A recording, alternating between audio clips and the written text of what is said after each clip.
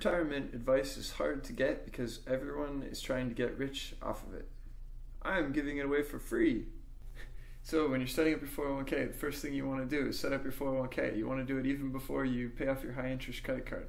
Then you want to set your contribution limit to the max, the employer max, and take full advantage of that free money. And then you want to pick your investments, and I will maybe look at Google Finance to get an expert opinion on the distribution I should be at for my expected retirement date, and relate that to the basket of investments that are available to you out of your employer's 401k. You can be flexible there as well. And then you want to rebalance 0 to 2 times a year. And when all that's going for you with your super long-term view on the situation, you don't have to watch your 401k. There's no reason to check the balance of it with the daily market swings. Just set it and forget it. The biggest problem with the first problem with 401ks is most people, their first time with 401ks would be their first job because they're from your employer. And for most younger employees, this is the first time they've actually started making money. This is the first time they've have any investment experience. It's the first time they've had any extra money. So a lot of them tend to over-invest in their 401k. This is a terrible mistake.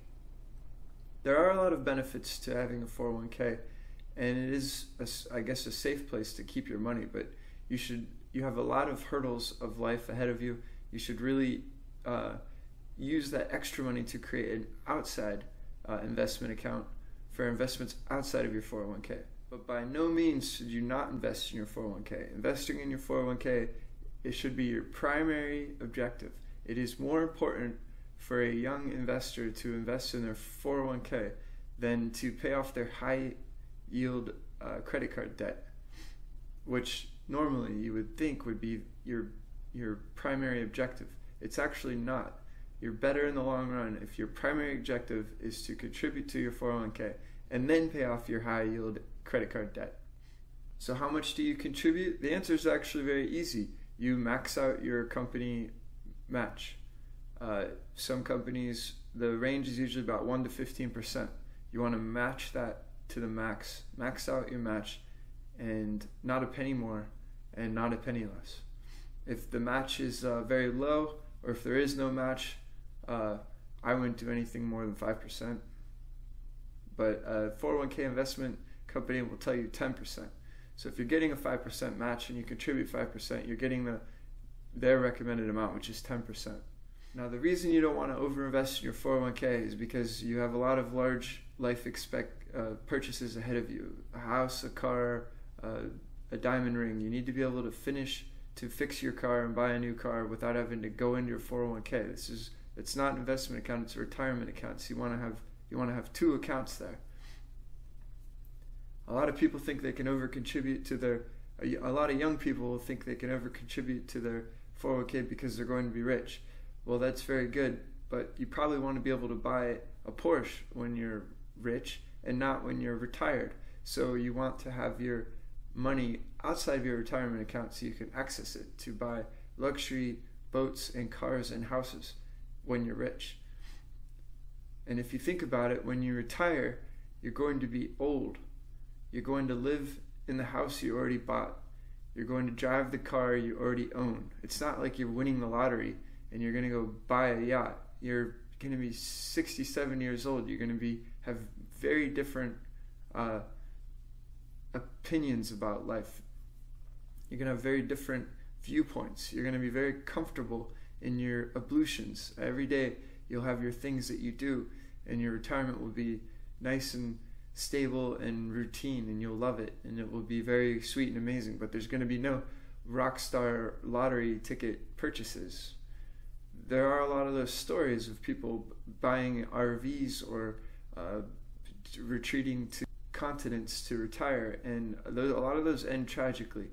The number one reason for expats to repatriate to the United States is homesickness. It's not going to be a big party, it's just going to be your security. If you're good, you'll never even actually touch it. You'll just live off the interest, and then you'll pass the egg on to your heirs in your estate. Now, under-contributing, anything less than the match is under-contributing, is foolish. That's free money. Take it. The goal here is security. You just want to live off the interest until you die. Let the estate cut it up. Now, is that a reason to over-contribute? No. So don't. Alright, so you got your contribution number set to your company match. Now it's time to choose your investments.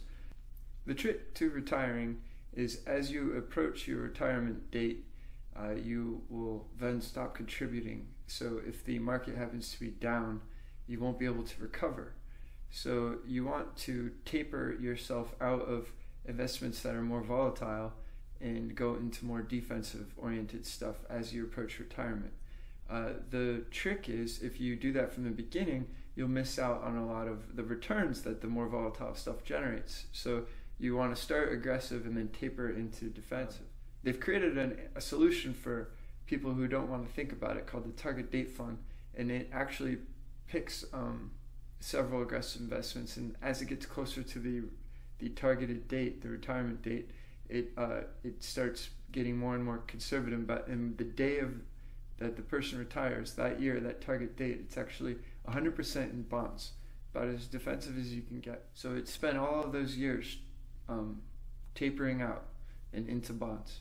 So I like to think that's the expert view on it. Well, there's a very simple way.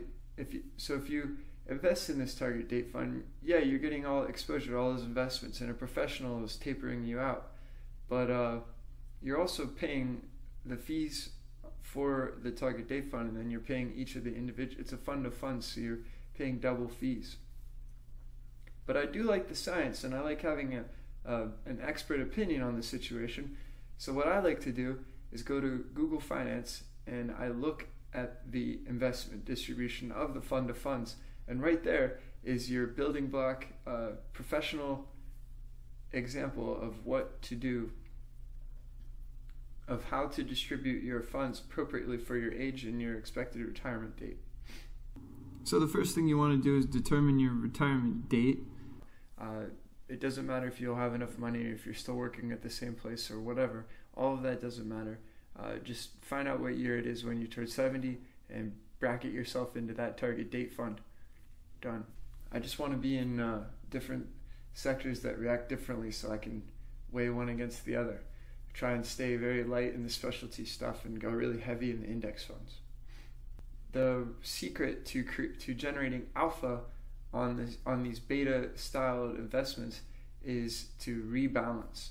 I definitely don't want to see rebalancing more. I don't rebalance never more than twice a year. I would say try and do it annually, if that. So I try and rebalance. I rebalance my stuff once every other year. What rebalancing does in the long term is generate alpha. So you're looking at what's had a good year, and that's what you're selling, and you're redistributing it to everything else. And as you know from our dollar cost averaging, some things go up, other things go down, and next year it all changes. So by rebalancing, you're actually taking some of the profit off and redistributing it, and then when the different markets lift up again, you've doubled your exposure in those areas. You've ridden that high, you've ridden that push up, and then you skim off the top again and redo it again. So over the long run, you're boosting your performance over the long run. I would never sell something that's down. That's just a way to you're actually draining capital from your account, because you're doing the opposite effect. Instead of boosting, you're eroding your capital by selling stuff that's down. So just ride out the stuff that's down. This is very long. You have to think very long term. So ride out anything that's down and try and sell the stuff that's hot. A lot of people will look at the returns and they'll see what's hot, and that's where they'll steer all of their new capital. That's a bad way to do it. You're going to end up buying high. You're looking so far into the future that it's hard to really grasp the actual performance. So if you see the way different investments change over time, you'll know that it's hard to really make a mistake. You just want to get into different things to get different sine curves going, different levers going up and down. You can pay attention to the fees a little bit. The specialty stuff usually has much higher fees, and that really adds up in the long run to quite a considerable number at the end. And the index stuff has nascent fees, almost non-existent fees. So if you just want to get into all index funds or whatever your each employer has different baskets to choose from. Definitely want to jump on some index funds, and the more variety there, the better.